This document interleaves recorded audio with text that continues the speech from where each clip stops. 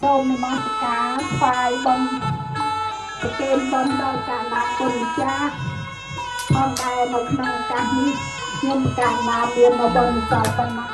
កាលណាទាំងអស់គ្នាក៏សូមលើកគេដល់កាលណាគុណចាស់សូមបាននៅក្នុងកសាផលបននេះដូចខ្ញុំកាលណាទាំងអស់គ្នា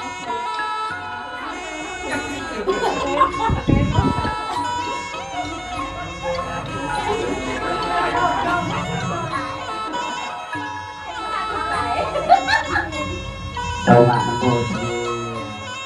ពីព្រះអាចារ្យរបស់ញោមក៏ដូចជាការតាំងចិត្តរបស់ញោមបានសម្រេចហើយប៉ុណ្ណាបានតែចង់របស់ល្អឲ្យនៅរបស់ល្អដើម្បីបាននៅរបស់ល្អនោះមកខ្លួនវិញនៅក្នុងពុទ្ធដីកាណាញោមហើយរបស់បណ្ឌិតចឹងអ្នកដែលជាសប្បុរសភូមិរបស់សប្បុរសហ្នឹងគឺសត្វដែរគឺមានពីរដែលជាសំខាន់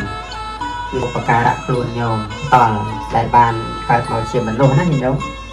កើតមកជាមនុស្សអញ្ចឹងទៅសេចក្តីពិតរបស់